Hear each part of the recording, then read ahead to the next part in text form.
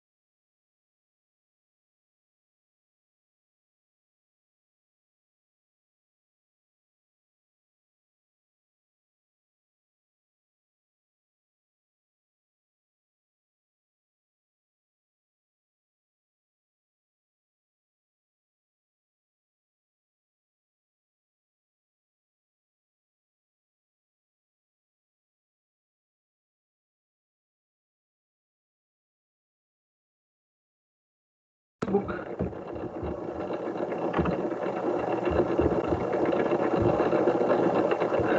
आवाज आ रही है ना? Yes sir. यस। अच्छा ठीक है। अच्छा यार, ये न्यूमेरिकल आपको कहे थे लास्ट टाइम ट्राई कीजिएगा। अगर आप लोगों ने ट्राई किए होंगे, मैं आपके साथ एक दो न्यूमेरिकल शेयर कर रहा हूँ, उसके सोल्यूशंस। दूसरा हमने देखते हैं कि हमारे पास प्रॉब्लम 2.4 है, 2.4 प्रॉब्लम है, जिसमें ये उसकी स्टेटमेंट है, compare the inlet steam mass and volume flow rates in pound mass per second and cubic feet per second of a fossil fuel power plant turbine having a polytropic efficiency of 0.9 and receiving steam at 2400 psi and 1000 Fahrenheit degree and ये एक case था। दूसरा है nuclear power plant turbine having a polytropic efficiency of 0.88 and receiving saturated steam at 1000 psi. Each turbine produces 1000 megawatts and exhausts to 1 psi. Basically ये problem क्या है? ये problem basically दो डिफरेंट पावर प्लांट्स हैं, उनका कंपैरिजन है। Compare क्या करना, फाइंड क्या करना है, उसके जो इनलेट है, जो टर्बाइन के इनलेट के ऊपर जो आपके पास स्टीम जो है वो फ्लो, उसका मैस फ्लो रेट, उसका वॉल्यूम फ्लो रेट जो है, ये फाइंड करना है दोनों पावर प्लांट्स का कि किस में कितना मैस फ्लो रेट और वॉल्यूम फ्लो रेट कितना टर्बाइन को रिक्वायर्ड होगा। दोनों को अगर प्रोड्यूस करें, आपके पास क्या 1000 मेगावाट जब वो अगर आपने पावर प्रोड्यूस करनी है, और उसमें एग्जॉस्ट टू 1 psi का मतलब ये है कि आपका जो कंडेंसर है वो जो है आपके पास उसका जो प्रेशर है वो 1 psi है। एक मतलब ये एब्सोल्यूट की बात, इसका एक मतलब है एब्सोल्यूट, ठीक है। तो एब्सोल्यूट जो उसमें प्रेशर है psi में वो 1 है। अच्छा, अब ये दोनों में एग्जॉस्ट psia है, लेकिन दोनों की इनलेट कंडीशंस वो चेंज हो रही हैं, जिसकी वजह से उनके मैस फ्लो रेट और वॉल्यूम फ्लो रेट उनके डिफरेंट आएंगे। हैं दोनों आपके पास क्या है, दोनों आपके पास स्टीम बेस्ड पावर प्लांट्स हैं। एक का फॉसिल फ्यूल सोर्स है, दूसरे का न्यूक्लियर सोर्स है, न्यूक्लियर एनर्जी सोर्स है। अब दोनों के अंदर जो है वो इनलेट के ऊपर कंडीशन चेंज है। फॉसिल वाले के केस में आपके पास क्या है वो 2400 psi के ऊपर है और 1000 फॉरन हाइट के ऊपर है, और आपके पास पोलीटॉपिक एफिशिएंसी भी दोनों की डिफरेंट है। उसकी 0.9 है फॉसिल फ्यूल में, और न्यूक्लियर केस में आपके पास 0.88 है, और फिर इसके अलावा जो है वो सैचुरेटेड स्टीम है, वो 1000 psi के ऊपर आपके पास आ रही है। अब दोनों को सिंपली जो है ये अगर आप इसको थोड़ा माइंड में देखें कि अगर हमें आमतौर पे हम सिंपली इसमें करना में क्या है, हमें मेनली हमें क्या करना है, अगर हमें क्योंकि टोटल पावर हमें पता है कि जो टर्बाइन है वो पावर कितनी प्रोड्यूस कर रही है, वो अगर पावर हमें पता हो और हमें मैस रेट अगर हमें फाइंड करना हो, तो उसका सिंपल फार्मूला क्या है, फर्स्ट थर्मोडायनेमिक्स अगर टर्बाइन को अगर हम लगाते हैं तो हमारे पास क्या आएगा, यानी कि W डॉट, डब्ल्यू डॉट का मतलब ये कि पावर, ठीक है, डब्ल्यू सिंपल वर्क है, डब्ल्यू डॉट हम पावर को करते हैं। तो हमारे पास वर्क इक्वल टू क्या आता है, हमारे पास M dot into delta H आता है। तो वहाँ भी हमारे पास सिंपली क्या है, हमारे पास जो है डेल्टा एच अगर हमें पता हो, पावर हमें पता हो, तो हम एम फाइंड कर सकते हो। तो एक फार्मूला में आप एक अननोन अगर हो तो वो सिंपली फाइंड किया जा सकता है। तो वर्क हमें उसने ऑलरेडी दे दिया, 1000 मेगावाट दे दिया।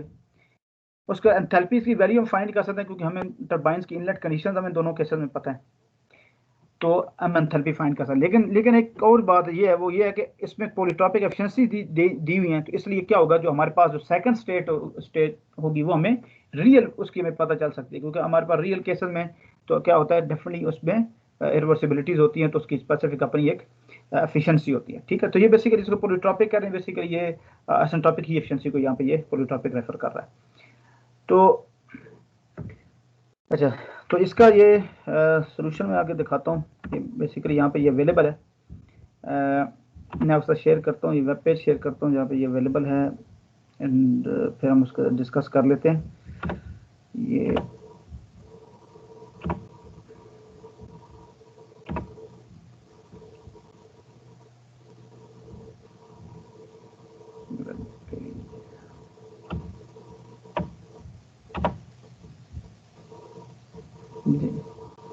अच्छा, वेब पेज नजर आ रहा है आपको?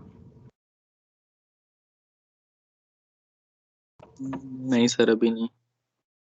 बताइएगा जब नजर आएगा। अब नजर आ रहा है सर। अच्छा, गुड हो गया। अच्छा, ये वही प्रॉब्लम 2-4 उसका सोल्यूशन है। फॉसिल फ्यूल में और न्यूक्लियर पावर प्लांट में दोनों की सिंपल स्टेट वो है, क्या क्या गिवन है, ठीक है, और हमें फाइंड क्या करना है, inlet steam mass and volume flow rates हमें फाइंड करने हैं, ठीक है। अच्छा अब ये English system of units basically इसमें यूज किया जा रहा है। अच्छा, अब इसमें हम सॉरी जस्ट मिस्टेक,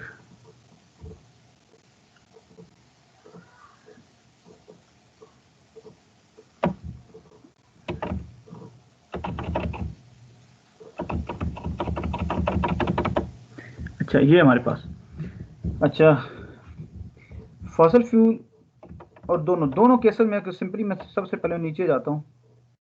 हमेशा सबसे पहले आपको मैंने कहा कि हमेशा सबसे पहले स्कीमेटिक डायग्राम बनाएं, वो आपको अपने लिए हेल्प आउट करेगा क्वेश्चन को सॉल्व करने के लिए। अदरवाइज एक रिक्वायरमेंट ज़रूर होगी कि हमेशा आप उसकी, ये रिक्वायरमेंट है स्कीमेटिक डायग्राम, ये है कि आपको हेल्प आउट करेगी कि आप उस सिंपली प्रॉब्लम को जो है वो अंडरस्टैंड करें, कहाँ से जो है कौन कौन सी स्ट्रीम जो इन और कौन से आउट हो रही हैं आपके पास, ठीक है। अच्छा, बाकी अदरवाइज आपने हमेशा टेम्परेचर एंट्रोपी डायग्राम आपने बनानी है। ये टेम्परेचर एंट्रोपी डायग्राम है फॉसिल फ्यूल के केस में।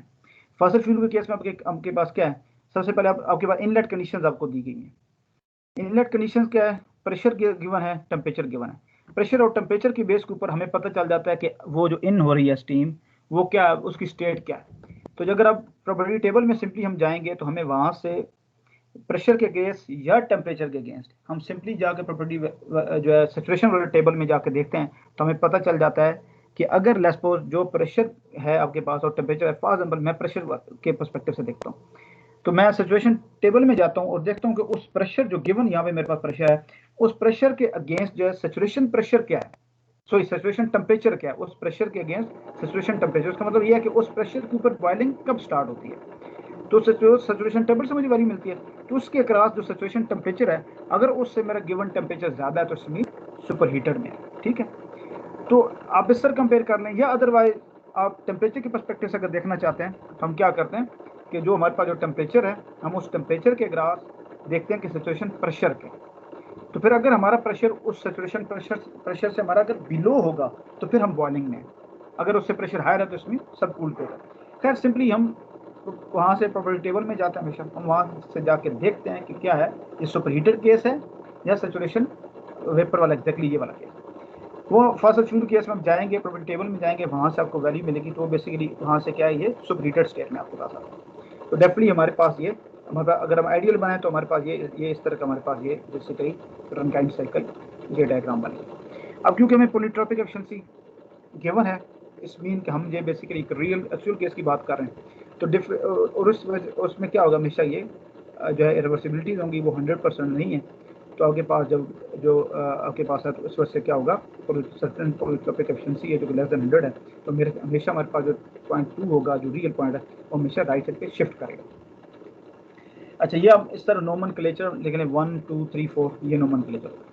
अब हमने करना क्या, हमने मास फ्लो रेट फाइंड करना है। मास फ्लो रेट फाइंड करने के लिए अच्छा, ये मास फ्लो रेट अगर हमें फाइंड करना है तो हमें क्या करना पड़ेगा, मैं इसको बल्कि kind of reverse engineering side से अप्रोच करता हूँ ताकि थोड़ा सा हमें वो हमें ज़्यादा हेल्प हो।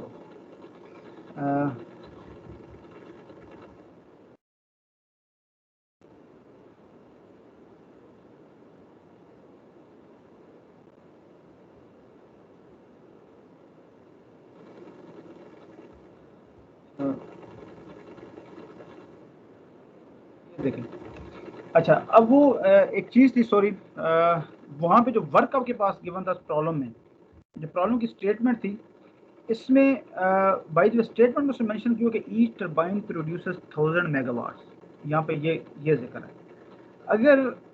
अगर हम सिंपल टरबाइन की बात करें ना कि टरबाइन कितना प्रोड्यूस कर रही है, तो उस सिनेरियो में मैं सिंपली टरबाइन के ऊपर भी मैं वो उसको लगा के कर सकता हूँ, लेकिन ये जो सोल्यूशन है इससे मुझे ये लग रहा है कि उसने बेसिकली इसको लिया कि अगर एक पावर प्लांट, ये दो डिफरेंट स्टेटमेंट्स अंदर, ये जरा नोट कीजिए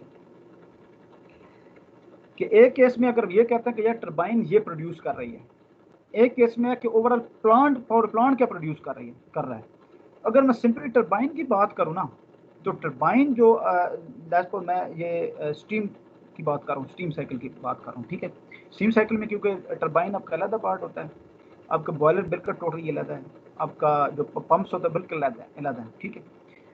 तो जो टरबाइन जो प्रोड्यूस कर रही है आमतौर पे, उसमें से कुछ पोर्शन आपका जो है वो जो है वो कंज्यूम कर होता है आपका पंप।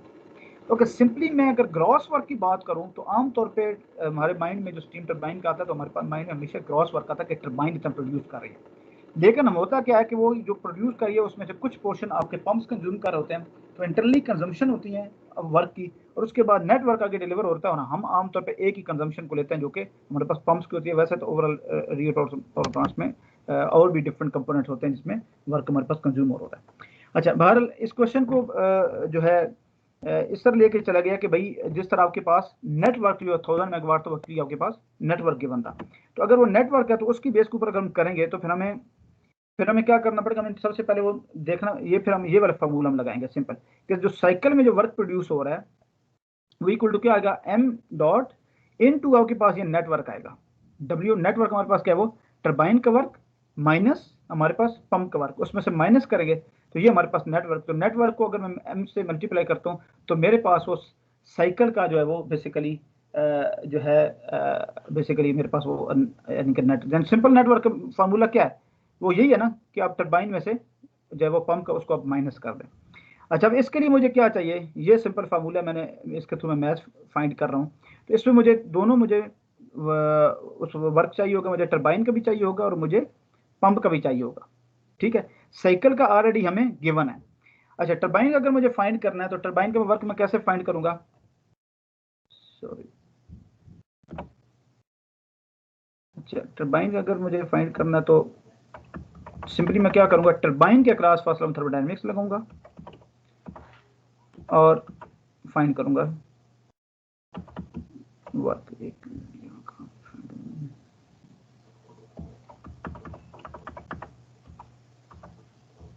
पंप वर्क है, ये टरबाइन वर्क है, ठीक है। ये स्पेसिफिक वर्क है क्योंकि अभी हमें मैथ्स तो हमें नहीं पता ना, मैथ्स रेट तो हमें नहीं पता। अच्छा, टरबाइन के अक्रॉस जो वर्क है वो क्या है, टरबाइन के अक्रॉस सिंपल जो एंथैल्पीज की वैल्यू है उनका डिफरेंस होता है, ठीक है। अब H1 की वैल्यू एंथैल्पी की वो तो सिंपल है क्योंकि हमें टरबाइन की इनलेट कंडीशन हमें पता है। हम सिंपली क्या करेंगे, 1000 फॉरन जो है वो हाइट था इनलेट के ऊपर, और साथ ही क्या था 2400 PSI था हमारे पास। ये जो हमारे पास जो है वो ये वाली हमारे पास कंडीशन थी, ठीक है। अब इसके ऊपर सिंपल प्रोबेबिलिटी टेबल में जाए, हमें पता है सुपरहीटेड में, सुपरहीटेड वहां से अब सिंपली हमें H1 की हमें वैल्यू मिल जाती है। अब बात है H2 की वैल्यू। H2 जो हमारे पास पॉइंट है वो कौन सा है, वो टरबाइन का आउटलेट है। और रियलिटी में अगर अगर रियल में देखें तो आउटलेट हमें फाइंड करने के लिए हमें एफिशिएंसी उसकी हमें चाहिए होती है। और एफिशिएंसी का क्या फार्मूला है, हम पर एफिशिएंसी का फार्मूला यूज करेंगे, ये टरबाइन की एफिशिएंसी का जो एसेंट्रोपिक एफिशिएंसी वाला होता है। एसेंट्रोपिक एफिशिएंसी टरबाइन के क्या है, वो है आपके पास एक्चुअल में जितना एंथैल्पीज का डिफरेंस है डिवाइडेड बाय आइडियल में जितना डिफरेंस है, ये सिंपली इसकी रेशियो जो है वो हमारे पास क्या, वो टरबाइन एफिशिएंसी है। एसेंट्रोपिक एफिशिएंसी यही होती थी ना, कि जो आपके पास एक्चुअल प्रोसेस में एंथैल्पी में चेंज आ रहा है, ये वर्क प्रोड्यूस होगा डिवाइडेड बाय आइडियल में जो है आपके पास वर्क प्रोड्यूस हो रहा है, ये एंथैल्पीज का डिफरेंस है। अच्छा, अब इसमें H1 हमें गिवन है, H2S जो है, H2 हमें फाइंड करना है, एफिशिएंसी हमें गिवन है। अब इसके लिए हमें H2S हमें चाहिए होगा। H2S हम कैसे फाइंड करते हैं, H2S वो वाला पॉइंट है कि अगर आइडली अगर टरबाइन में से आपकी स्टीम जो है वो एक्सपैंड होती, तो उस सूरत में जो हमारे पास जो स्टेट अचीव होती है तो H2S है। तो आइडली जो अचीव होती है वो फिर कौन सी होती है, उसमें हमें हमेशा कोई स्टेट को डिफाइन करनी, हमें दो प्रॉपर्टीज हमें चाहिए होती हैं। तो हमें इस दो इंडिपेंडेंट, तो इस केस में हमारे पास एक इंडिपेंडेंट प्रॉपर्टी हमें मिल जाती है, वो क्या है कि जब आइसेंट्रोपिकली अगर हम उसको करते हैं, एक्सपैंड करते हैं, तो उस सिनेरियो में हमारे पास क्या होता है, एंट्रोपी हमारे पास कांस्टेंट रहती है। तो एंट्रोपी जो फर्स्ट पे होगी वही सेकंड पे होगी। तो फर्स्ट स्टेट तो ऑलरेडी डिफाइंड है, हमें प्रेशर और टेम्परेचर हमें दिए गए हैं, सुपरहीटेड टेबल में जाएं, उसके क्रॉस हमें जो है वो एंट्रोपी की हमें वैल्यू हमें मिल जाती है। ठीक है, उसमें अगर हम जाएं तो यहाँ पे ये ऊपर ये बेसिकली उसके ऑलरेडी डिफाइंड हुआ ये पॉइंट।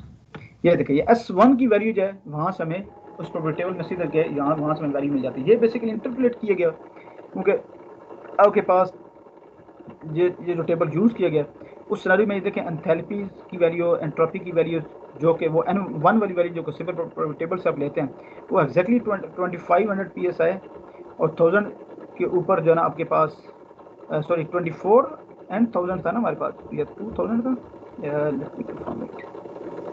2400 PSI और 1000 F के ऊपर हमें चाहिए थी, फ़ारेनहाइट के ऊपर।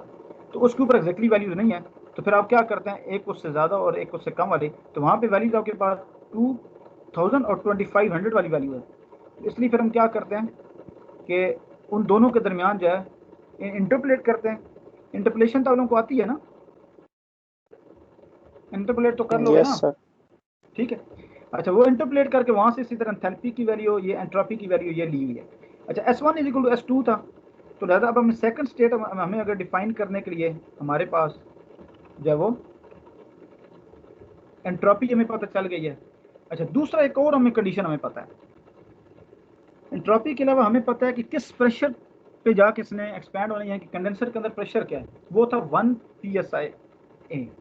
ये तो हमें अब सेकंड स्टेट के ऊपर हमें जो है वो एंट्रोपी पता है और प्रेशर पता है। अब हम क्या करते हैं, सबसे पहले उस जो है हमारे पास एंट्रोपी है, अब एंट्रोपी में हमें एक और चीज़ हमें देखनी होती है कि उस प्रेशर के ऊपर हम सबसे पहले ये देखते हैं कि जो सेकंड जो स्टेट हमारे पास आ रही है वो एग्जैक्टली वो सैचुरेटेड वेपर के ऊपर आ रही है, सुपरहीटेड साइड पे आ रही है, या विद इन डोम आ रही है।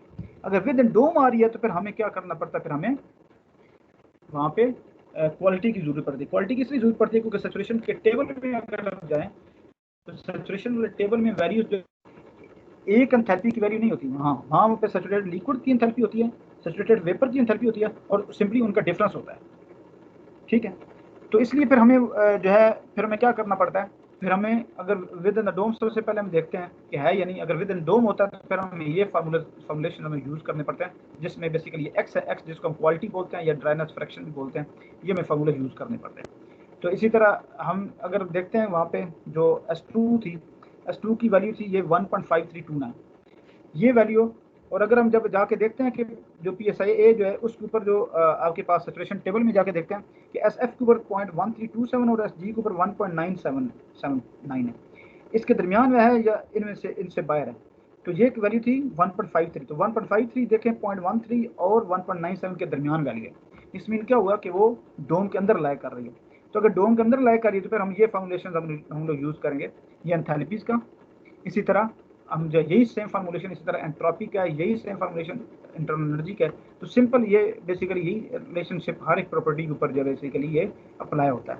ठीक है, सिंपली उसमें ये एक्स हम क्वालिटी डाल देता है। तो हमें इसके लिए फिर हमें क्या करना पड़ा, अगर हमें एंथैल्पी वहाँ पे चाहिए थी H2S हमें चाहिए था, तो उसके लिए फिर हमें HF और HFG की वैल्यू तो हमें प्रॉपर्टी टेबल्स मिल जाती हैं, लेकिन X2 हमें चाहिए होता है। तो x2 फिर हम क्या किससे फाइंड करते हैं, सेम इसी तरह का रिलेशनशिप आप एंट्रोपिकली भी लिखें और उसको रीअरेंज करें तो हमारे पास ये एक्सप्रेशन हमारे पास बनता है, ये वाला।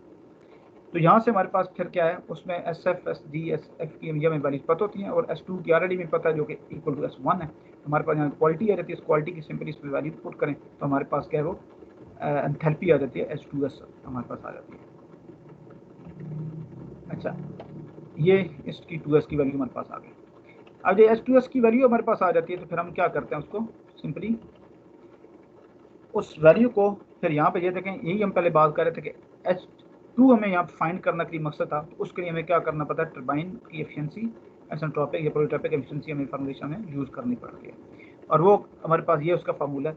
और इसके अंदर हमें क्या है कि ये हमें एफिशिएंसी में गिवन हो H1 फर्स्ट पॉइंट हमें गिवन हो, आइडियल पॉइंट अगर हम फाइंड कर लें जिससे ऊपर बात किए तो हम H2 हम फाइंड कर सकते हैं। तो यहाँ से सिंपली हमें ये H2 की वैल्यू, ये सिंपल इसमें वैल्यूज पुट करें तो H2 की हमारे पास ये वैल्यू आ जाती है एंथैल्पी आउटलेट के ऊपर ये।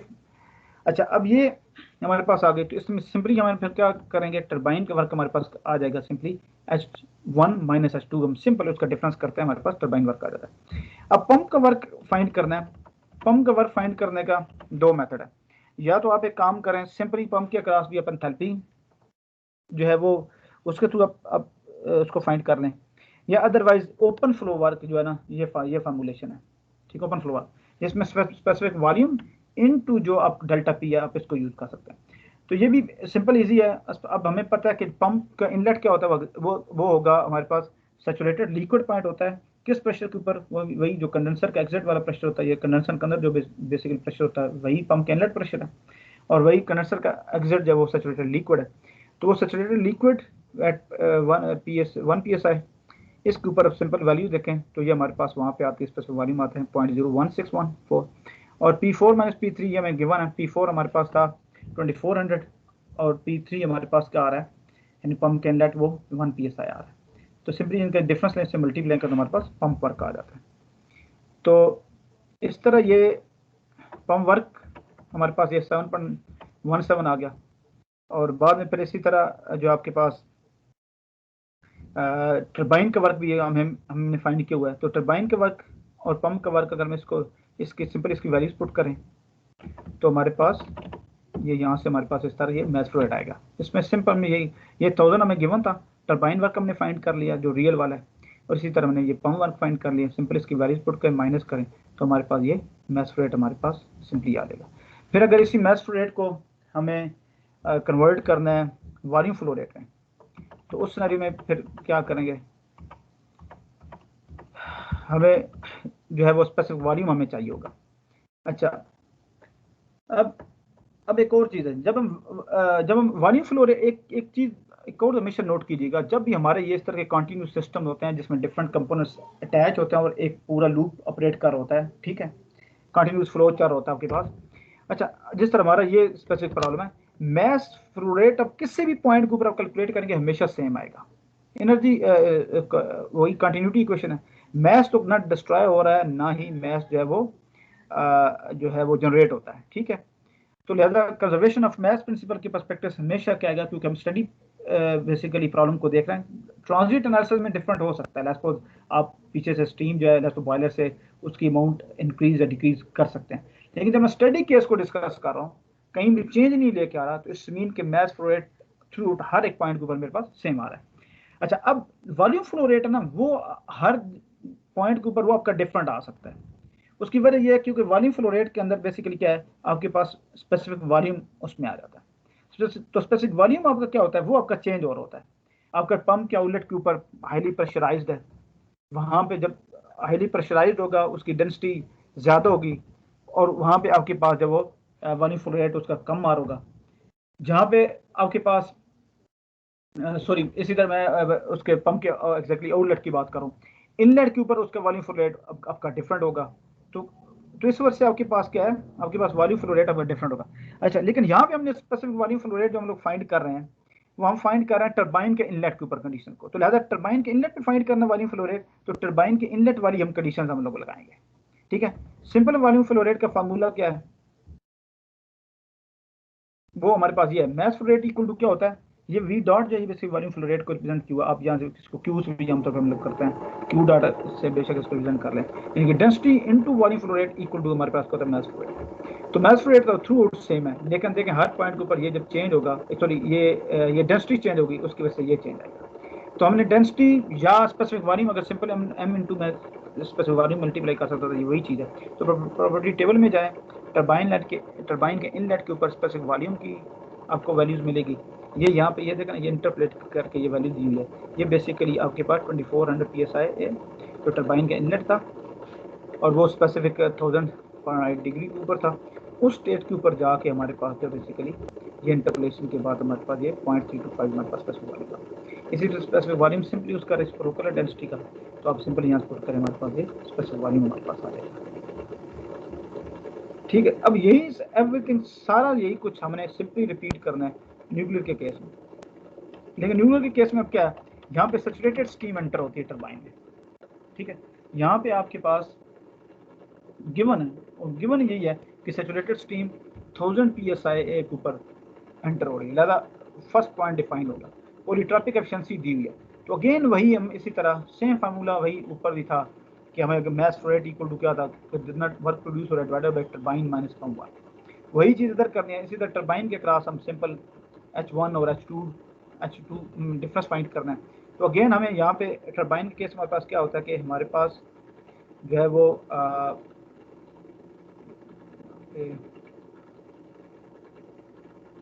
इसमें नहीं हुई, चलें इसमें प्लॉट नहीं हुई डायग्राम, सिंपल वही उसी तरह जो डायग्राम है रनकाइन साइकिल की, जिसमें ये जो है वो सैचुरेटेड लिक्विड इन होता है।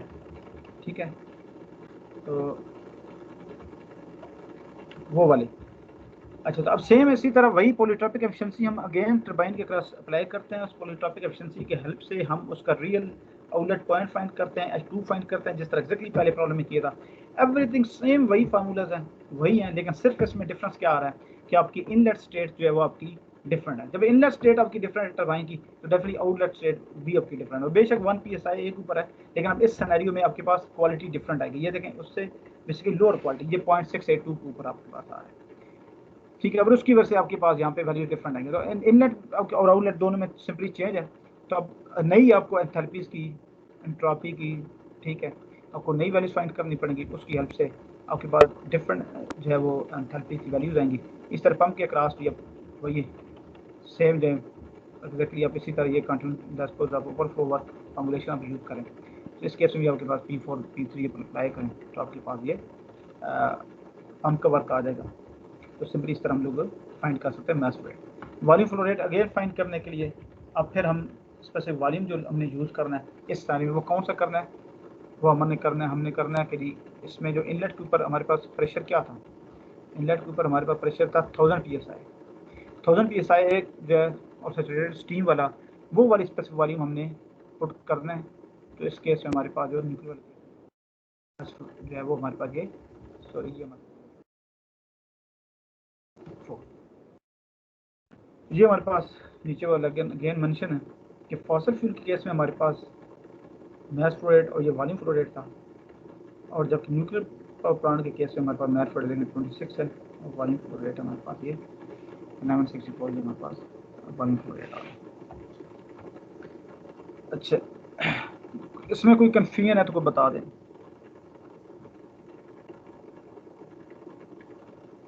नहीं सर, क्लियर हो।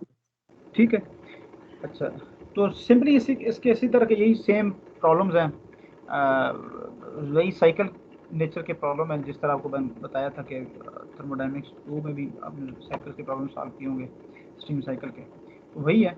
आगे इसमें थोड़ा सा जो ऐड होता है वो ये होता है कि नंबर ऑफ जो फीड वाटर हीटर्स जो हम ऐड कर देते हैं आमतौर पर, चेक करता हूँ कि ये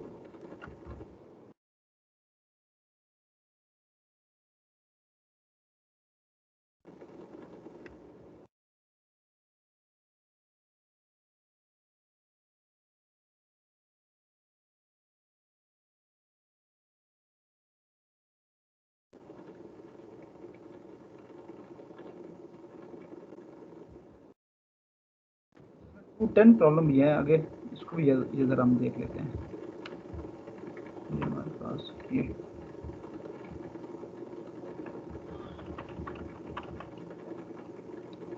अच्छा, इसकी स्टेटमेंट में पढ़ देता हूँ आपके पास अगर बुक हो तो। Rankine cycle with inlet steam, Rankine cycle है, इनलेट स्टीम प्रेशर जो है और टेम्परेचर उसके 90 बार 500 सेंटीग्रेड हैं। कंडेंसेशन उसमें 40 सेंटीग्रेड के ऊपर है और वो प्रोड्यूस करता है 500 megawatt. It has one stage of reheat, इसमें रीहीट भी है एक स्टेज के ऊपर, और कहता है कि ऑप्टिमली प्लेस्ड है। सिंपल बताया, ठीक है, सिंपल बताया नहीं, सिंपल कहा कि ऑप्टिमली प्लेस्ड है, वो हमारे पास रीहीट है। बैक टू 500 सेंटीग्रेड, जो कि उसको क्या करती है, दोबारा रीहीट करके फिर उसको 500 सेंटीग्रेड तक इसको रीहीट कर देते हैं। अच्छा, feed water heater, one feed water heater of the close type है, जो कि जिसके with drains cascaded back to the condenser, condenser में भेजता है, यानी बैक कैस्केड करता है। क्लोज टाइप है ना, तो क्लोज टाइप में आपको फिर वो कैस्केड बैकवर्ड या फॉरवर्ड करना पड़ता है, ठीक है, इसमें बैकवर्ड है। Sees bled steam at the reheat pressure, और वो रीहीट प्रेशर के ऊपर ही वो स्टीम को लेता है। The high and low pressure turbine sections have polytropic efficiency. High और लो सेक्शन मतलब वो है कि जो हाई सेक्शन वो है जिसमें इनिशियली जब बॉयलर से निकलता है ना तो उसके बड़ा हाई प्रेशर होता है स्टीम का, तो वो आपके पास टर्बाइन वो हाई आपके पास टर्बाइन सेक्शन हो गया। उसके बाद फिर जब रीहीट होकर दोबारा फिर जब एंटर होता है तो वो फिर लो उस टाइम उसका हम टेम्परेचर इंक्रीज करते हैं दोबारा बॉयलर में जाके, उसको प्रेशर तो उसका इंक्रीज नहीं करते, तो प्रेशर उसका लो होता था। उसके बाद जो एंटर हो रहा है आगे मजीद जो टर्बाइन का सेक्शन है उसको हम लो टर्बाइन सेक्शन कहते हैं। उनकी दोनों की जो एफिशिएंसीज है वो 92 है हाई की, और जो पोलिट्रॉपिक एफिशिएंसी और 90% है लो प्रेशर की efficiency. The pump has a polytropic efficiency of 0.75। Calculate करना है mass flow rate of steam है टर्बाइन इनलेट, टर्बाइन इनलेट के ऊपर स्टीम जो मैस फ्लो रेट हमें फाइंड करना है। बी साइकिल एफिशिएंसी फाइंड करनी है। C cycle work ratio find करनी है। और बताया गया कि यूज़ टर्मिनल टेम्परेचर डिफरेंस है वो -1.6 सेंटीग्रेड आपने यूज़ करना है। अच्छा,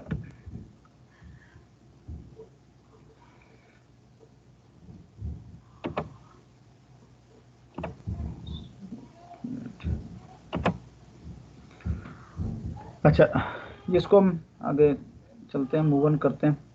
सबसे पहले जैसे आपको कहा है कि आप एटलीस्ट टेम्परेचर एंट्रोपी डायग्राम ज़रूर उसकी बनाएं, ठीक है।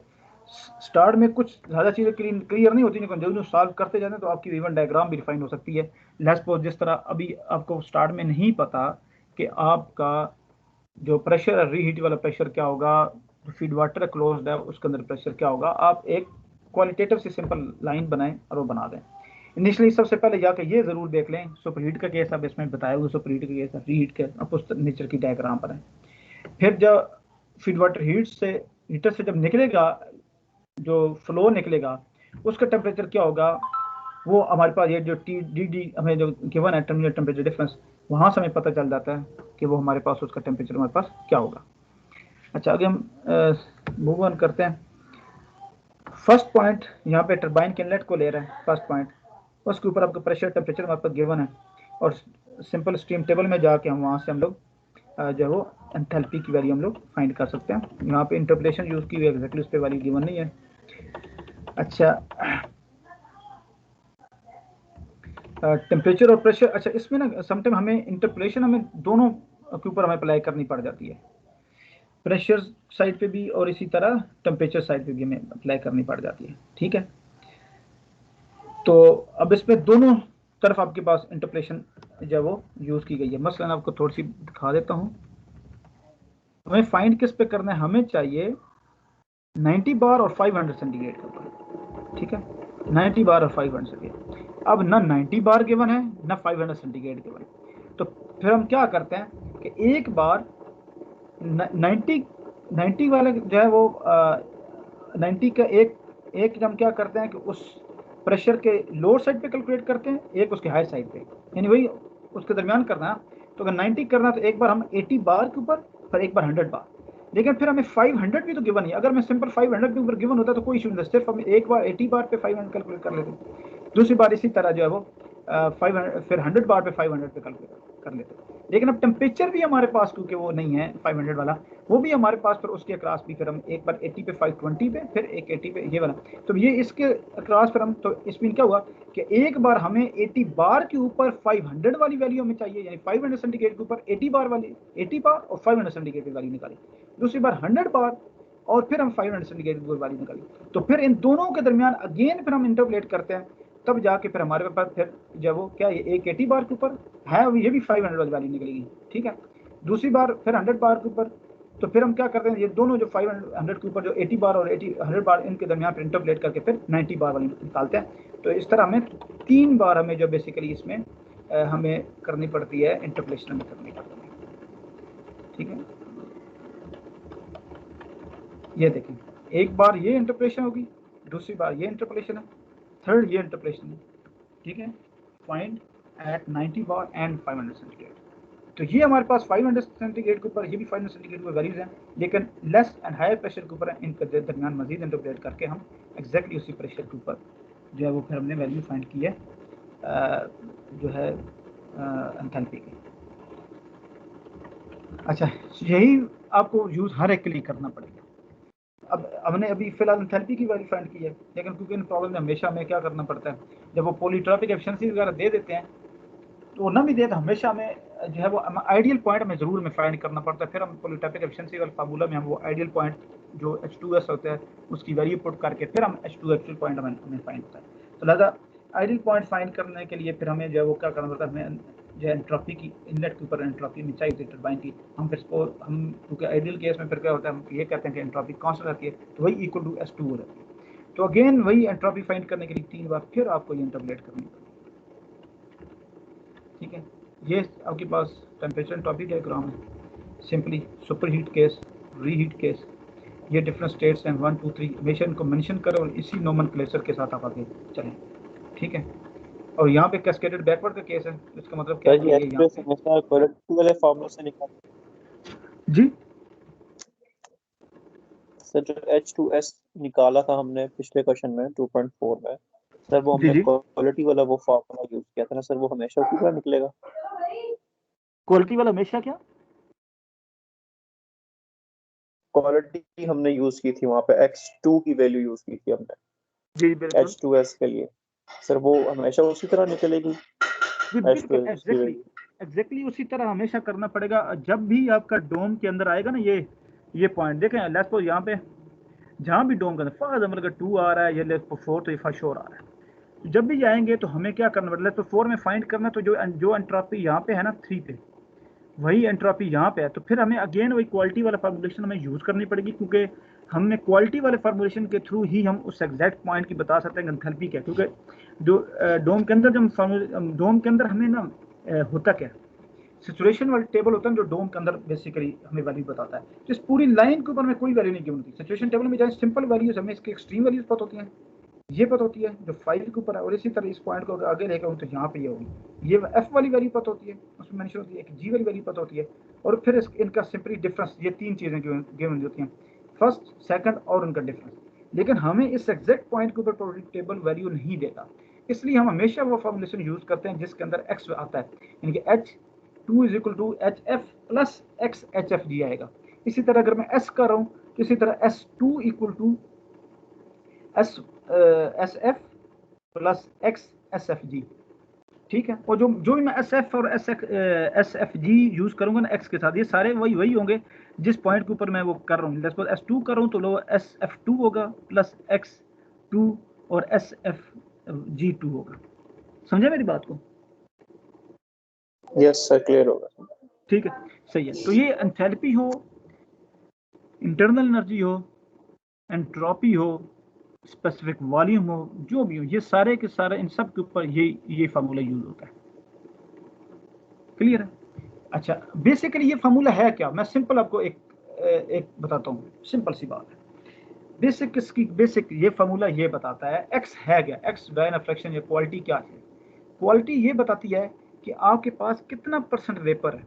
लेट्स सपोज हम बात करते हैं क्वालिटी की वैल्यू 0.9 आई है, उसका मतलब यह है कि 90% आपके पास वेपर है और 1 और 10% यानी कि 90 90% वेपर और 10% जो है, यानी 10 पार्ट जो आपके पास वो क्या है, आपके पास लिक्विड है। तो फिर जब हम वो फार्मूला यूज करते हैं तो फार्मूले के अंदर फिर क्या करता है, वो ये करता है कि जो आपके पास एस जी है, एस जी होती है उस वेपर की जो जी होता है वो वेपर वाली प्रॉपर्टीज होती हैं, और जो लिक्विड होता है वो एफ वाली प्रॉपर्टीज होती है। तो हम फिर क्या करते हैं, जो जी है ना उसकी कंट्रीब्यूशन 90% ले लेते हैं और एस एफ की कंट्रीब्यूशन 10% लेते हैं। तो एज अ होल मिक्सचर की हमारे पास आ रही। तो एक्चुअली फार्मूला वो बेसिकली इस चीज को बता रहा है, वो सिंपल एक्स बेसिकली वेटेज कर रही है कि कितने, जितना वेपर है और कितना लिक्विड है। तो वेपर अगर इतना है तो उसकी जितनी वेटेज है उसके साथ उस वेपर वाली प्रॉपर्टी को मल्टीप्लाई कर देते हैं, जितना लिक्विड है उसके साथ कर देते हैं, तो सिंपली एड अप करें तो हमारे पास ओवरऑल मिक्सचर की हमारे पास प्रॉपर्टी आ जाती है। ये बात समझे मेरी?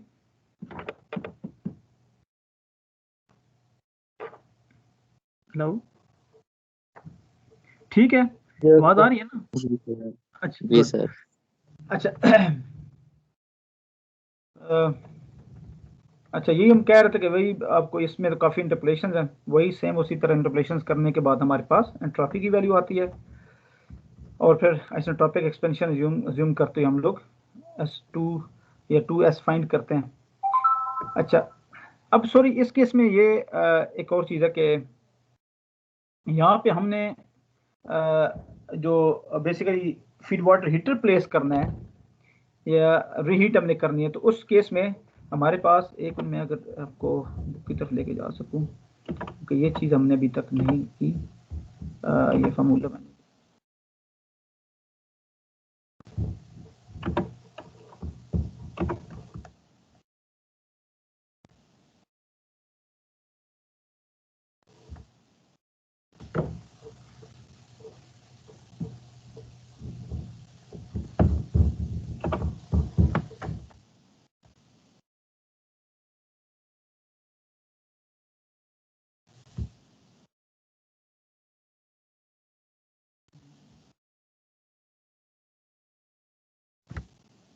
ये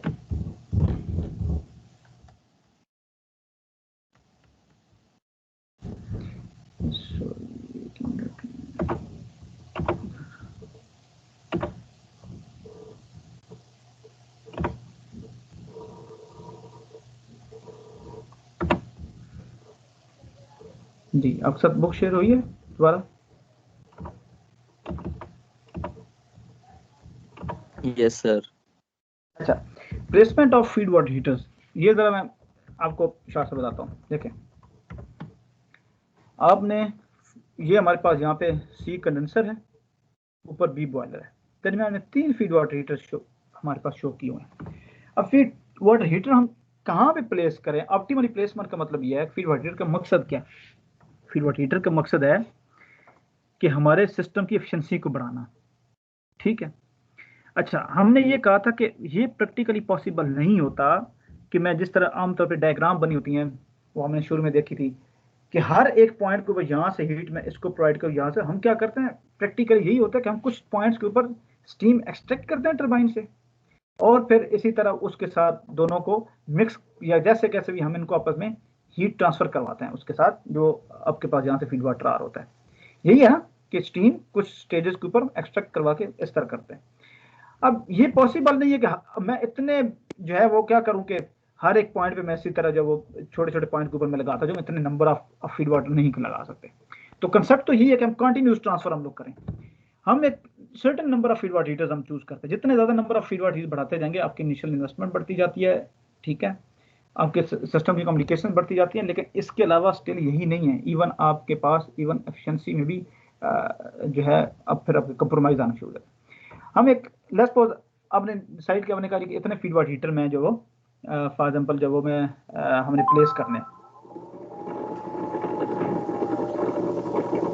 अच्छा, अब जब फीड वाटर हीटर जो आपने प्लेस करना है इसमें आपने, अच्छा मेरी आवाज़ का थोड़ा मसला हो तो मुझे बताइएगा थोड़ा सा, मैं एक्चुअली पहले खड़ा हुआ था अब मैं बैठ गया हूँ अच्छा, फीड वाटर हीटर जब हम जब प्लेस हमने करने हैं तो हमने ये देखना है, मसलन लेट्स सपोज आप एक चीज़ नोट करें, फॉर मैं इसकी बात करता हूँ ये वाला, ठीक है, या आप चलिए किसको भी ले लें, जब भी हम लेट्स सपोज इसी को हम ले लेते हैं ये वाला। अब जब आपके पास यहाँ से पंप से निकलता है तो उसका कुछ थोड़ा बहुत उसका यहाँ से प्रेशर बढ़ता है और उसका कुछ टेम्परेचर थोड़ा सा इंक्रीज होता है। इस टेम्परेचर के ऊपर ये मेरा कर्सर आपको नजर आता है, ये जो मैं कर्सर मूव करता हूँ? Yes sir. ठीक है। अच्छा, अब ये इसका टेम्परेचर होगा, यहाँ से निकल रही है, दूसरी तरफ से स्टीम यहाँ से निकल रही है, इन दोनों के अंदर क्या है आपका टेम्परेचर डिफरेंस है। तो डेफिनेटली हमारे पास रियल सिस्टम में टेम्परेचर डिफरेंस के ऊपर हीट ट्रांसफर होती है। तो हमारी हीट एक्सचेंजर में एक हॉट फ्लूइड होता है और एक कोल्ड फ्लूइड होता है, तो डेफिनेटली उनके दरमियान टेम्परेचर डिफरेंस एग्जिस्ट करता है। जब भी टेम्परेचर डिफरेंस एग्जिस्ट करेगा उसकी वजह से क्या होता है, मीन इरिवर्सिबिलिटीज आ गई।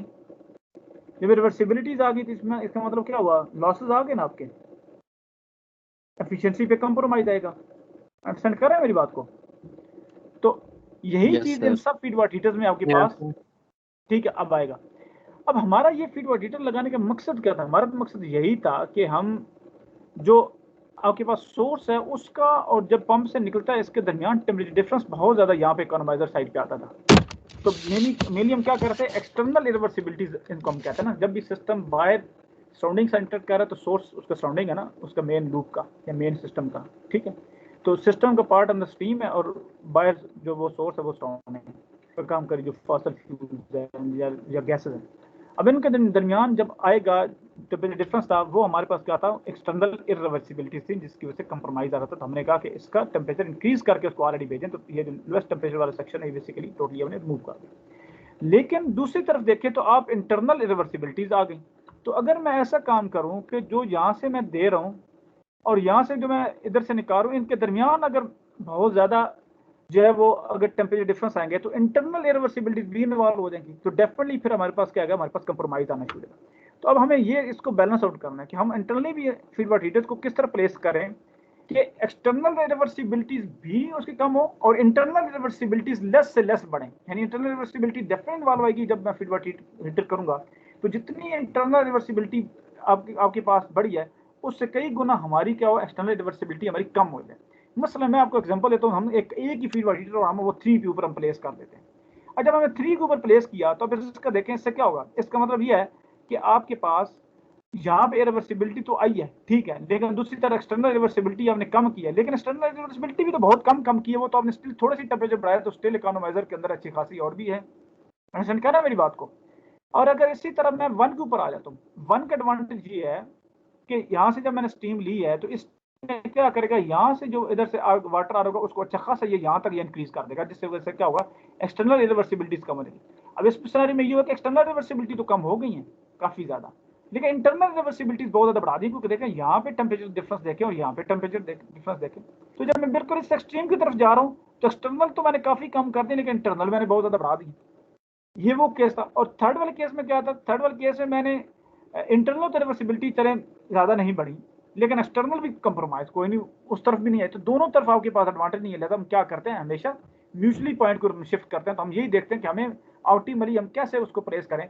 तो ऑप्टिमली प्लेस, अब सारी डिस्कशन में हम क्या बात कर रहे हैं, हम सिर्फ ये बात टेम्परेचर की बात कर रहे हैं, कहीं प्रेशर की बात नहीं कर रहे। तो हम टेम्परेचर परस्पेक्टिव से देखेंगे कि भाई हम किस टेम्परेचर के ऊपर फीड वाटर हीटर को प्लेस किया जाए ताकि हमें वो मैक्सिमम हमें एफिशिएंसी हमें वो अचीव हो। तो ऑप्टिमली कहाँ पे प्लेस किया जाता है, उसका ये बेसिकली फार्मूलेशन है कि आप जब भी number of feed water heaters लगाएंगे तो ये फार्मूलेशन हम लोग यूज करते हैं।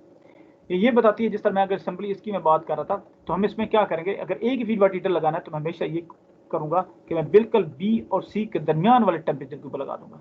इससे क्या होगा कि ऊपर जब जाता हूं तो मेरी जो है इंटरनल रिवर्सिबिलिटीज बढ़ती हैं, जब मैं नीचे आता हूँ तो मेरी एक्सटर्नल रिवर्सिबिलिटी बढ़ती है। तो ये मेरे पास ऑप्टिमल पॉइंट आता है दरमियान वाला, एग्जैक्टली बी और सी। तो ये जो सिचुएशन टेम्परेचर होता है मेरे पास बॉयलर वाला और सिचुएशन टेम्परेचर जो इसका ये वाला होता है कंडेंसर वाला, इसके दरमियान प्लेस करता हूँ। इसी तरह अगर मुझे और भी फीड वाटर हीटर लगाने हैं तो मैं एक्जैक्टली क्या करता हूँ, इसको इक्वल पॉइंट्स में मैं इसको डिवाइड करता जाता हूँ। ये फार्मूलेशन बेसिकली यही चीज़ है। लेट्स सपोज आप फीड वाटर हीटर लगाते हैं, फॉर एग्जाम्पल हम 1 लगाते हैं, एक फीड वाटर हीटर लगाया सिंपली, तो उसकी ऑप्टिमली प्लेस क्या होगी, डेल्टा टी ऑप्टिमम क्या मुझे रखना पड़ेगा, टेम्परेचर डिफरेंस मुझे कितना करना होगा। डेल्टा टी ऑप्टिमम का मतलब ये है कि यहाँ से टेम्परेचर डिफरेंस, इसी तरह ऊपर से टेम्परेचर डिफरेंस, तो वो कितना मेरे पास आएगा, वो एक्जैक्टली मेरे पास आ रहा है। लेफ्ट मैं नीचे से शुरू कर रहा हूँ, let's suppose delta T optimum इसी को मैं कह रहा हूँ। तो मेरे पास क्या आएगा, जो मेरे पास बॉयलर में टेम्परेचर था माइनस कंडेंसर में डिवाइडेड बाय एक फीड वाटर लगाना है तो एन की जगह 1 1 + 1 2 आ गया। तो बॉयलर और कंडेंसर का जो टेम्परेचर है इसको इसमें माइनस उसको डिवाइडेड बाय किससे कर गया, 2 से डिवाइड कर दिया। तो सिंपली देखें जब मैं 2 से डिवाइड कर मैं क्या करूं, ये बेसिकली एवरेज टेम्परेचर है, एवरेज टेम्परेचर आएगा। लेट्स सपोज करें कि मेरे पास यहाँ पे 100 था सेंटीग्रेड था और लेट्स सपोज यहाँ पे 0 सेंटीग्रेड था, तो 100 प्लस 0 100 आएगा, 100 को डिवाइडेड बाय n+1 वो एक लगाना तो 2 होगा। तो इट मीन क्या होगा, मैं 50 सेंटीग्रेड के ऊपर मैं जो है यहाँ पे मैं प्लेस करूंगा, जो कि एक्जैक्टली 100 और 0 के दरमियान 50 आएगा। बात समझे? Yes sir. ठीक है। इसी तरह अगर मैंने 2 लगाना है फीड वाट हीटर तो फिर मैं किस तरह करूंगा एक्जैक्टली आप देखें। अब डेल्टा टी ऑप्टिमम मेरे पास क्या आएगा, वही TV minus TC, let's suppose यही था 100 माइनस 2 था फॉर एग्जांपल यहाँ पे हमारे पास 100 माइनस सॉरी 0 था, तो डिवाइडेड बाय फिर n+1 है ना, तो अगर मैं 2 लगाएं तो डिवाइडेड बाय 3 हो जाएगा, तो 100 माइनस 0 100 रहेगा, 100 डिवाइडेड बाय 2 + 1 3, तो 100 डिवाइडेड बाय 3 मतलब क्या हुआ 33.33 जो भी आता है। तो मीन क्या हुआ 33.33, एक ऊपर भी एक डिफरेंस, फिर 33.33 एक, फिर 33.33, तो एक्जैक्टली ये 3 स्तर प्लेस होंगे, सॉरी 2 स्तर प्लेस होंगे कि ये यहाँ से यहाँ भी 33.33, फिर यहाँ से 33.33, फिर यहाँ से ऊपर फिर 33.33 टेम्परेचर डिफरेंस होगा। एक्जैक्टली इक्वली टेम्परेचर डिफरेंस के साथ हम उसको फिर प्लेस करते जाएंगे। क्लियर है ये चीज? अब ये फार्मूला क्लियर है? गुड। अच्छा, अब यही चीज इस क्वेश्चन में भी बेसिकली यूज की गई है कि मैं वापस जाता हूँ, ये बल्कि ये मैं आप लोगों को ना क्या दूं कि आप इसको खुद करें।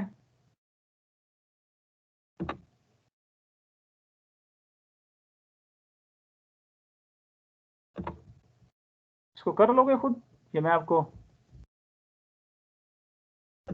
कर तो लेंगे सर। कर लेंगे, सारे कर लोगे ना, कोई एनीवन अगर ये कहे कि नहीं सर मुश्किल हो जाएगा, ठीक है जी। अच्छा गुड। अच्छा बस ये सिंपल थोड़ा सा इसका बस वो बता देता हूँ। अगेन वही देखें, वही चीज अब डेल्टा टी ऑप्टिमम यूज करके यहाँ से हमें पता चल जाएगा। उसने एक ही क्लोज फीडर हीटर की बात की, उसने कहा जी ऑप्टिमली प्लेस करें, हम सिंपल टी बी और टी सी की वैल्यू पता है, कंडेंसर का प्रेशर हमें उसने दिया हुआ है, बॉयलर का उसने हमें सॉरी प्रेशर कह रहा हूँ, प्रेशर अगर दिए हुए हैं तो हमें टेम्परेचर की वैल्यू मिल जाएंगी भाई, जो हो सकता है। अच्छा एक चीज़ हमेशा नोट कीजिएगा, हमारे पास डेटा मसलन मैं इसी केस में की बात करता हूँ। इस केस में हमारे पास क्या था, इस केस में हमारे पास जनाब वाला वो कहता है कि इनलेट और टेम्परेचर हमें पता है। अब ये टेम्परेचर 500 सेंटीग्रेड है, इसको नहीं यूज करना, ये टर्बाइन क्या हो, ये सुपरहीटेड वाला ये टेम्परेचर हो सकता है। हम देखें सुपरहीटेड, वहां जो टेम्परेचर हमने यूज करना है वो हमने बॉइलिंग वाले यूज करना है, जो सैचुरेशन टेम्परेचर हमने यूज करना है। तो 90 बार के ऊपर जाके आपने सैचुरेशन वाला टेम्परेचर जाके देखना है प्रॉपर्टी टेबल में से। क्लियर है? और इसी तरह कंडेंसर में देखना, कंडेंसर में जहाँ पे जो है वो कंडेंसेशन टेम्परेचर इसमें ड्यू है, तो यहाँ से चलो ठीक है, ये इसमें ऑलरेडी वो 40 सेंटीग्रेड दे दिया है, लेकिन आमतौर पे ये होता है कि कंडेंसर साइड पे हमें प्रेशर दिया होता है, तो हम फिर क्या करते हैं, हम उसमें प्रेशर के क्लास सैचुरेशन टेम्परेचर देखना है, तो वो सैचुरेशन टेम्परेचर हमने यूज करना है और उसकी बेस के ऊपर हमें पता होगा कि हमारा फीड वाटर हीटर किस प्रेशर के ऊपर प्लेस होगा। जब वो प्रेशर आपको पता चल जाएगा, फिर आपने एक और चीज है, उसने ऑलरेडी हमें ये 2 दी है पॉलीट्रॉपिक एफिशिएंसी, एक उसने इसकी दी है 1 2 और 3 to 4 की इसकी अलग दी हुई। तो मैं पॉलीट्रॉपिक एफिशिएंसी से पहले मैंने देखना कि मेरे पास ये पॉइंट कितना इधर शिफ्ट होगा। तो सबसे पहले एक आइडियल पॉइंट चूज करूंगा किस प्रेशर के ऊपर, जिसके ऊपर मैं फीड वाटर हीटर अप्लाई कर रहा हूँ, वो मेरे पास जो टेम्परेचर आ गया ना वहां से डेल्टा टी ऑप्टिमम से, जब डेल्टा टी ऑप्टिमम आया तो सिंपली मैंने क्या किया, कंडेंसर वाला जो प्रेशर था उसमें सिंपली वो बल्कि नहीं, डेल्टा टी ऑप्टिमम आएगा, मेरे पास टेम्परेचर आ गया। अब टेम्परेचर कौन सा है, जो ये वाला जो टेम्परेचर था उसमें प्लस जो अपना क्या नाम है, जो डेल्टा पी ऑप्टिमम करूंगा तो मेरे पास क्या आ जाएगा, सॉरी जो है वो मेरे पास टेम्परेचर आ जाएगा इसका, क्योंकि वो तो सिंपल डेल्टा टी ऑप्टिमम आपके पास मिलता है ना, टेम्परेचर तो नहीं मिलता फीड वाटर का। तो डेल्टा टी ऑप्टिमम को मैं जब उसमें ऐड करूंगा, कंडेंसर वाला जो टेम्परेचर ऐड करूंगा, तो मेरे पास क्या आता है, मेरे पास फीड वाटर हीटर का टेम्परेचर आ जाता है। ये बात मेरी बात अंडरस्टैंड कर रहे हैं? डेल्टा टी ऑप्टिमम आपने निकाला ना, तो ये temperature plus delta T optimum temperature add करेंगे तो मेरे पास क्या आएगा, फीड वाटर वाला टेम्परेचर आएगा, कौन सा, सैचुरेशन वाला टेम्परेचर जिसके ऊपर ये ऑपरेट कर रहा है। आपने फिर क्या करना, उस सैचुरेशन टेम्परेचर के ऊपर अब आपने सिंपली क्या करें, उसके ऊपर वो सैचुरेशन प्रेशर की वैल्यू देख लें। अब आपको पता चलेगा कि किस प्रेशर के ऊपर ये ऑपरेट कर रहा है। अब उस प्रेशर के क्रॉस आप क्या करें, ये आइडियल पॉइंट ये चूज करें, सॉरी फाइंड करें ideal point, simple entropy 1 = entropy 2, ये करके हमने क्या किया, हमें यहाँ से सिंपल वही जो हम बात करते हैं एक्स फार्मूलेशन होती है, H2 is equal to HF plus यानी HF2 प्लस X2 HFG2, ठीक है। वही सेम इसका फॉर्मुलेशन हम लोग यूज करके हम ले 2s वाला, ये 2 नहीं है बेसिकली, ये 2s पॉइंट है, ये हम लोग फाइंड कर लेते हैं जो एक्जैक्टली वर्टिकल नहीं जाता। फिर हमें 2 फाइंड करना पड़ता है रियल वाला। रियल वाले के लिए फिर हम क्या करते हैं, पोलिट्रोपिक एफिशिएंसी हम यूज करते हैं।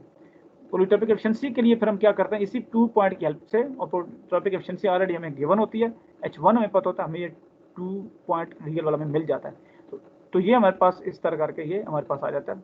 इसी तरह हमने जो रियल 2 है हमने वो फाइंड कर लिया। अच्छा, इसी तरह यही चीज़ आपने ये 4BS और 4 रियल वाला वो भी आपको फाइंड करने के लिए होगा। और फिर अब जब ये इसने ये कहा कि इसने ये क्वेश्चन में गिवन था, इसने कहा था कि जिस ऑप्टिमल पॉइंट के ऊपर आप फीड वाटर हीटर प्लेस करते हैं उसी के ऊपर रीहीट करवानी है, तो हमें ये एग्जैक्टली उसी के ऊपर यूज ने ये रीहीट भी करवाई है, ठीक है। अच्छा,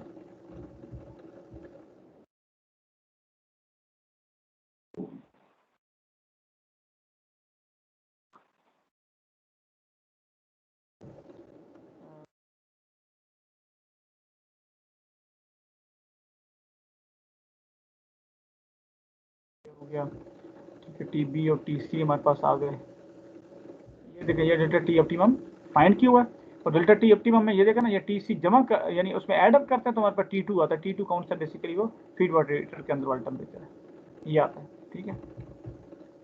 वहाँ पे इसी तरह ये प्रेशर भी आपने P2 के ऊपर में फाइंड किया, और फिर सर इसी ये तरह T2 का फिर से बता दें, T2 का ये डेल्टा टी ऑप्टिमम और TC। ये देखें, T2 का मतलब कहने का ये है कि फीड वाटर हीटर में किस टेम्परेचर के ऊपर यानी कि वो लगेगा। ये T2 है, बेसिकली सेचुरेशन टेम्परेचर है उसका फीड वाटर हीटर का। एक्चुअल में T2 basically can be different. For example आपको मैं केस बताता हूँ। लेट्स सपोज एक ऐसा केस आ सकता है जिस तरह हमारे पास ऐसे भी तो होता है ना, समटाइम फीड वाटर हीटर। अब इस चीज़ को निकाल दें, हीट वाले किससे कोई निकाल दें, तो समटाइम फीड वाटर हीटर आपके पास ऐसे भी तो प्लेस होता है ना। मैं अगर बुक की तरफ मैं चला जाऊँ, अगर बुक में जाए तो आपने देखोगे कुछ फीड वाटर हीटर प्लेस ऐसे होते हैं कि जो बिल्कुल टॉप वाले होते हैं उनका तो इनलेट ही सुपरहीटेड होता है। अंडरस्टैंड कर रहा है मेरी बात को? तो जो high yes pressure sir. Feed water heaters होते हैं, इट इज़ क्वाइट पॉसिबल कि उनका जिस तरह मैं आपको ना ये दिखा भी देता हूँ, ये लेट्स सपोज आपके पास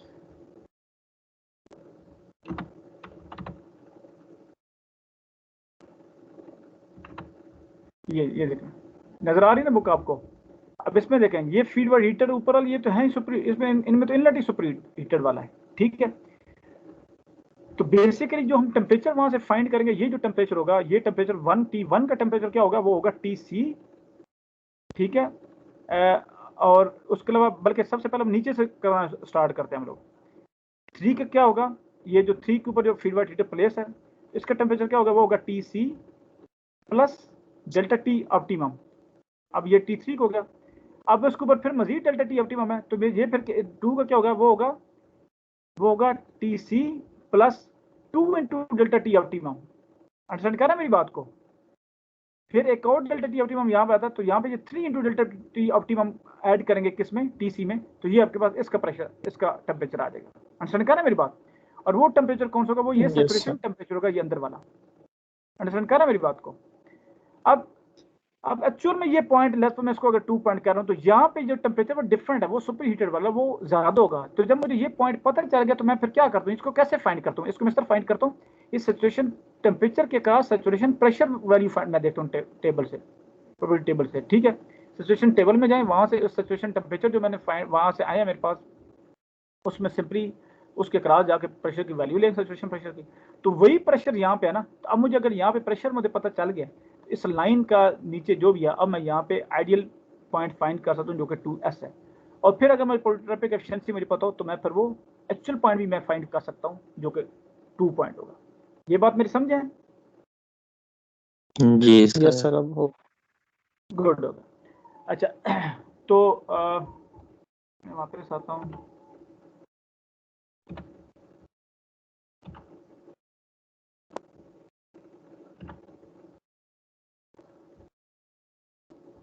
तो ये जो है इट इज लाइक दिस। अच्छा, अब ये आपके पास जो है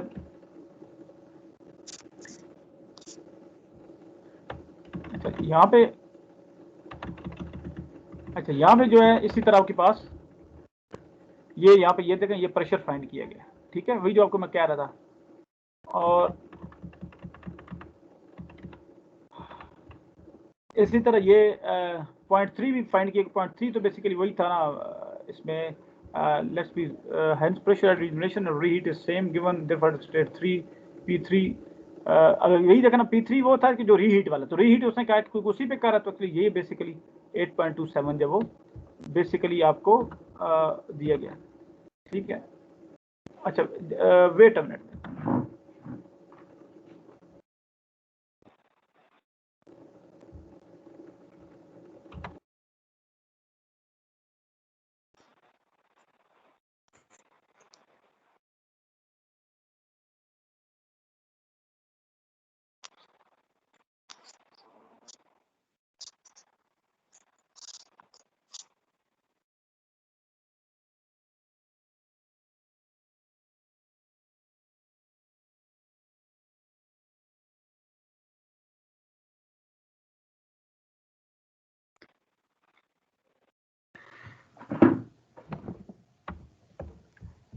अच्छा, ये शेड। अच्छा, ये क्लियर है, ये आपके पास P3 जो है रीहीट वाला प्रेशर, क्योंकि उसी के ऊपर रीहीट हो रही है, तो ये बेसिकली वो आपके पास आ गया। बाकी ये देखें, H2S फाइंड किया हुआ है, वो जो आपको मैं बता रहा था, ठीक है। अब H2S में H2S equal to H2 interpolation के थ्रू आप इस न्यूमेरिकल को ना अपने तौर पे ज़रा सॉल्व करना है आपने, ठीक है। इस पे बेशक इसके सोल्यूशन अप्लाई ना कीजिए, जो आपको मैं जो समझा रहा हूँ ना, आपने यानी 2 किस तरह फाइंड करना है, 2 पॉइंट एग्जैक्टली वर्टिकल आए, उसकी एंट्रोपी सॉरी 2s पहले फाइंड करें, एंट्रोपी 1 इक्वल टू एंट्रोपी 2, उसके थ्रू 2s फाइंड करें, और फिर 2 फाइंड करने के लिए पॉलीट्रॉपिक एफिशिएंसी को अब यूज करें। क्लियर है। और इसी तरह 3 से 4 भी आना है, तो आपने यही 3 के ऊपर तो हमें सिंपल होगा, 3 पे तो हमें ऑलरेडी रीहीट का प्रेशर भी हमें पता चल गया, वो वही प्रेशर फीड वाटर हीटर वाला ही है, और साथ ही हमें उसका टेम्परेचर का वो 500 सेंटीग्रेड है, तो हमें पता चल गया। तो लिहाजा जो 3 पॉइंट है वो तो टोटली डिफाइंड होगा। सो हीटर में जाकर सिंपली वैल्यू उठा लें, एग्जैक्ट गिवन है, ठीक है, अदरवाइज माइट भी आपको इंटरपोलेट करना पड़े। तो 4 एग्जैक्टली वही अगेन, फिर आइसेंट्रोपिक वाला S4 फाइंड करें, S4S फाइंड करें। अच्छा, अब एक और चीज केस है कि इसमें पॉलीट्रॉपिक एफिशिएंसीज, एक मिनट, 210 था ना,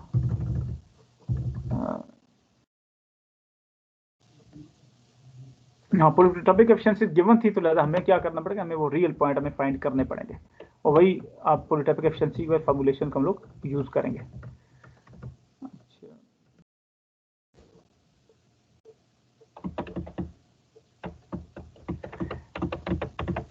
अच्छा, जब आप इस तरह पूरे साइकिल को डिफाइन कर लेते हैं, फिर आई थिंक ये आपके लिए इशू नहीं होगा कि आपने अगर पंप वर्क फाइंड करना है, ठीक है, उसका ओपन फ्लो फॉर्मूलेशन लगाएं, टरबाइन का अगर वर्क फाइंड करना है वो किस तरह करेंगे।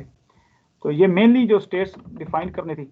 अच्छा, दूसरा एक और चीज़ है जो आपके लिए जो यहाँ पे गिवन नहीं है, और प्रॉब्लम में क्या था, आपका प्रॉब्लम में ये गिवन था कि टर्मिनल टेम्परेचर डिफरेंस था वो -1.6 था। टर्मिनल टेम्परेचर डिफरेंस है क्या, तो बताएगा।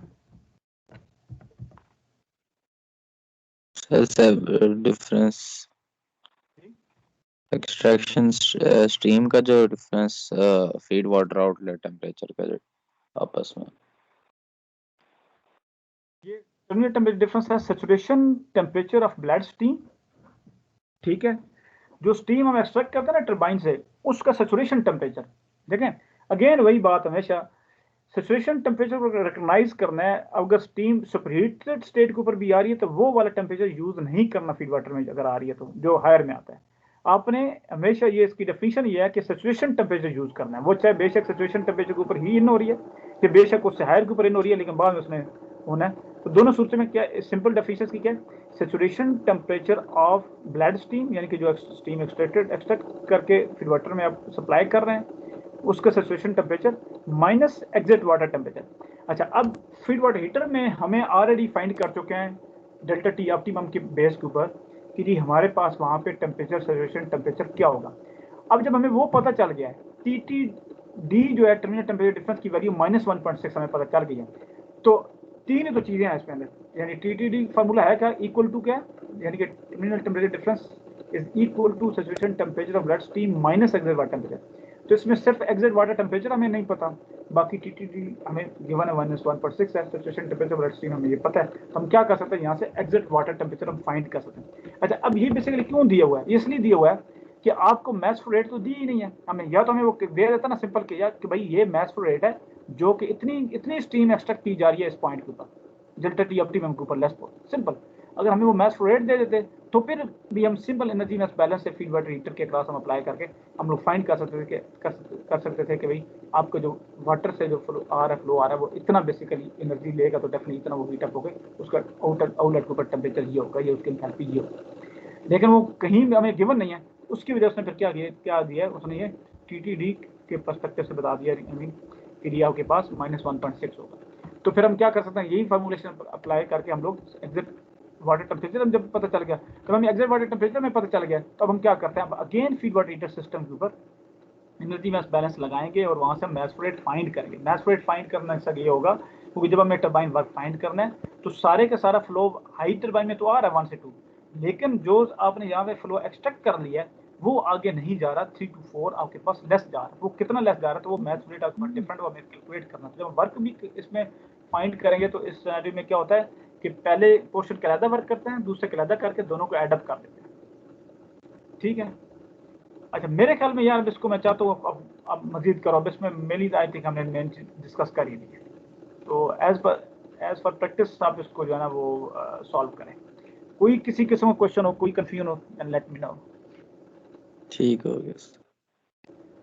ठीक है, बोर तो नहीं हो रहे यार, सही सी बताना, नहीं सर, सही नहीं से सर, दिल से बताना। नो सर नहीं सर। फिलहाल। अच्छा, असल में यार ये जिसे क्या कहते हैं कि थोड़ा कम्युनिकेट करना, वो एक होता है ना जब मतलब क्लास के अंदर एनवायरनमेंट डिफरेंट होता है, वहाँ मतलब व्हाइट बोर्ड पे चीज़ें लिख रहा होता है और वो चीज़ें थोड़ा कोई कन्फ्यूजन हो तो मतलब उधर भी कोई क्वेश्चन मतलब लिख देते हैं, यहाँ पे थोड़ा सा जो बंदा फील करता है। और मेरी कोई ये कोई टेक्निक्स इतनी कोई बहुत ज़्यादा कोई इम्प्रूवड है भी नहीं, तो मैंने कहा कि ऐसा ना हो कि क्या टी टी डी और ये again and again again again. चलो इट्स गुड कि यार आप लोग चलो कुछ पल्ले पढ़ रहे हैं। जी सर।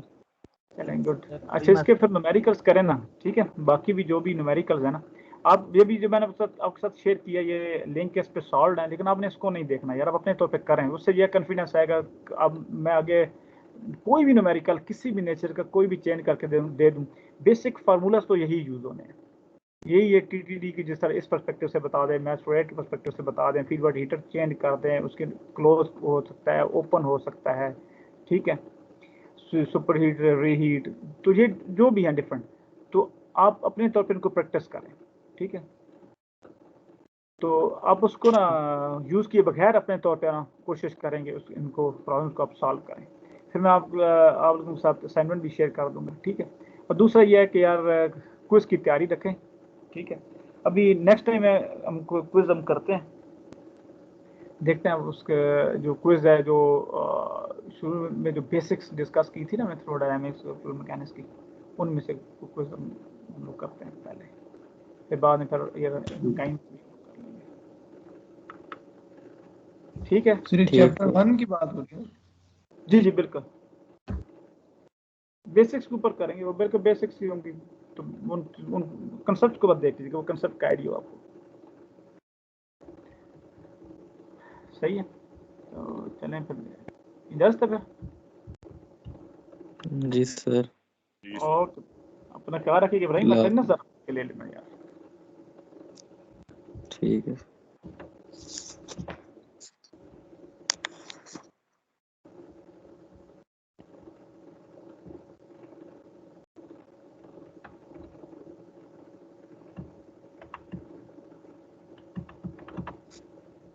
इधर काफ़ी कम ले लोग लिया थे, सर। 17 है टोटल, क्या वजह है, पता तो था ना सबको। जी सर, 24 है सर टोटल। अच्छा वो नीचे वो अटेंडेंस में अटेंडीज में आ रहे होंगे, सही है। ठीक है, थैंक यू, अस्सलाम वालेकुम। वालेकुम अस्सलाम। वालेकुम सलाम।